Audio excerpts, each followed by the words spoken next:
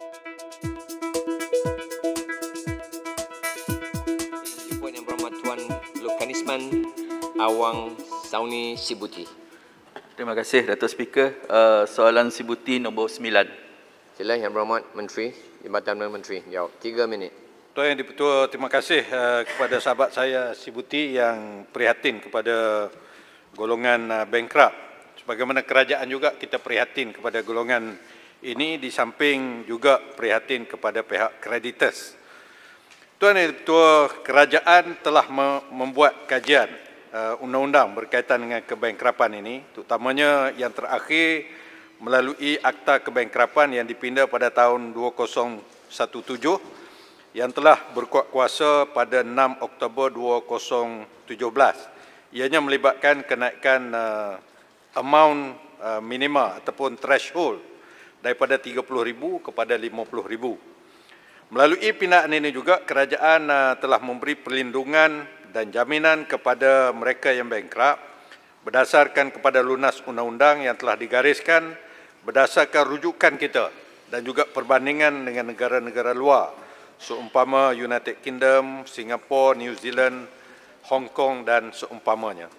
Di samping itu, pindaan 2017 ini juga telah memperkenalkan satu peruntukan baru di bawah Seksyen 33C, C capital, iaitu mengenai pelepasan automatik ataupun dengan izin automatic discharge, di mana tempoh kebankrapan seseorang bankrupt itu ditadbir selama 3 tahun daripada tarikh beliau memfailkan penyataan hal ehwal ataupun dengan izin statement of affairs dengan mengambil kira amalan terbaik antarabangsa bagi melayakkan orang yang bankrupt itu dilepaskan secara automatik.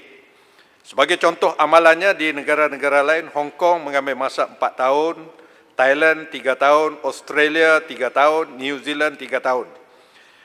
Bankrupt dalam masa memohon pelepasan automatik ini juga perlu mematuhi syarat-syarat yang telah ditetapkan, digariskan di bawah Akta Insolvensi 1967.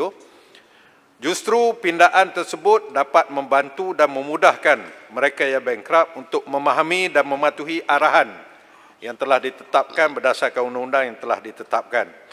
Kunci utama, saya tekankan kunci utama seseorang bankrupt agar status kebankrapannya tidak menjadi berkekalan sepanjang hayat ialah mereka perlu memahami, memberi kerjasama yang penuh, mematuhi arahan Jabatan Insolvensi Malaysia, di mana ianya banyak akan membantu perkara ini.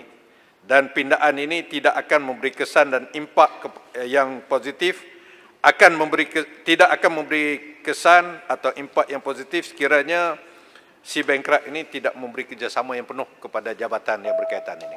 Terima kasih. Terima kasih Menteri. Sila Sibuti, soalan tambahan pertama. Terima kasih atas jawapan Menteri tadi. Saya telah menyimak data di laman Jabatan Insolvensi Malaysia. Didapati bahawa jumlah yang bankrupt di kalangan berumur 35 tahun ke bawah adalah sangat besar. Antara 25 ke 34 tahun sebanyak 10,532 orang dan juga di bawah 25 tahun daripada tahun 2018 dan juga 2019 terdapat 193 jumlah mangsa bankrupt.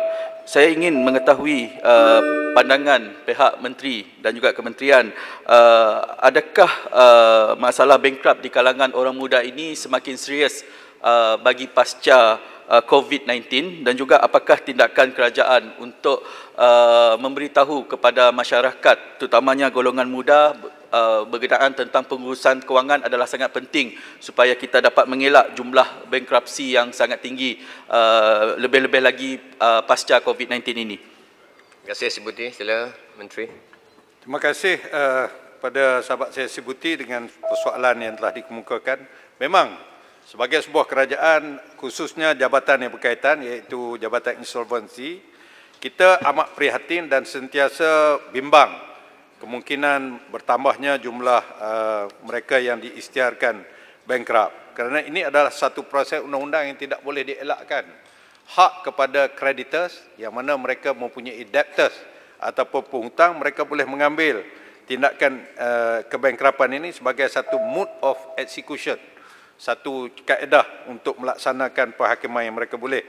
Namun demikian, dalam rangka untuk memastikan jumlah ini tidak akan berleluasa bertambahnya, kerajaan mengambil pelbagai inisiatif untuk memastikan mereka, terutamanya golongan muda, tidak terjebak di dalam status sebagai seorang bankrupt, dengan memberi kefahaman dan juga kesedaran, awareness kepada mereka supaya mereka tidak mengamalkan perkara-perkara yang mungkin boleh membawa mereka disaman dan juga diisytiharkan bankrupt.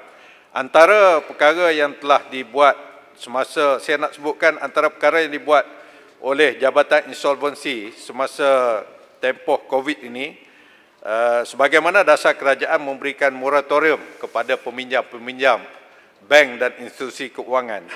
Jabatan Insolvensi juga memberikan moratorium bayaran bulanan kepada mereka yang bankrupt ini bermula daripada 1 April 2020 sehingga 30 September 2020, dengan harapan ini boleh meringankan beban kepada si bankrupt.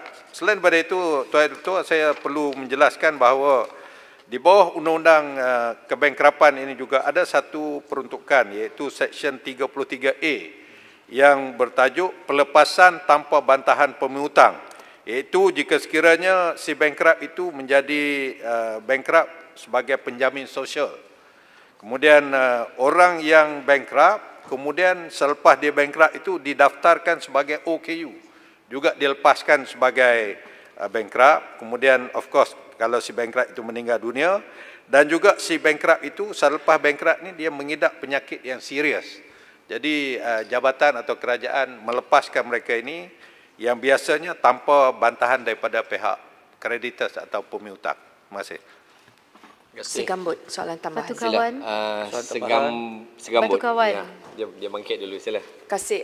Menteri, dalam era COVID-19 ini, adakah kerajaan akan menaikkan bankruptcy threshold, memandangkan ramai orang akan kehilangan kerja ataupun tiada keupayaan untuk membayar balik, dan jika ya, bilakah pindaan itu akan dibuat? Terima kasih. Sila Menteri. Terima kasih Segambut. Beliau seorang peguam. Beliau mengetahui, boleh membuat andaian. Ya, memang sebagaimana yang saya sebut bahawa kerajaan prihatin, terutamanya dalam masa pasca COVID ini, memang kerajaan akan membentangkan dalam persidangan ini satu pindaan, khususnya kepada Seksyen 5(1) Akta Insolvensi yang melibatkan threshold yang baru. Saya tak boleh umumkan lagi kerana ianya akan dibentangkan dalam persidangan ini juga. Terima kasih. Terima kasih, Pak Datuk Menteri. Speaker, satu lagi saya mohon soalan mengenai bankruptsi dalam tempoh COVID ni. Batu kawan. Baik, saya benarkan soalan tambahan yang ketiga. Sila Batu Kawan, 30 saat. Terima kasih Datuk Speaker.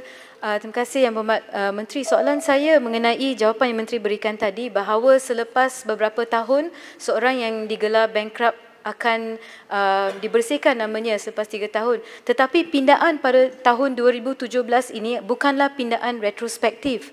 Maksudnya yang sudah berstatus bankrupt, pindaan ini tak ada apa-apa impact terhadap mereka. Mereka akan masih lagi kekal dalam status bankrupt.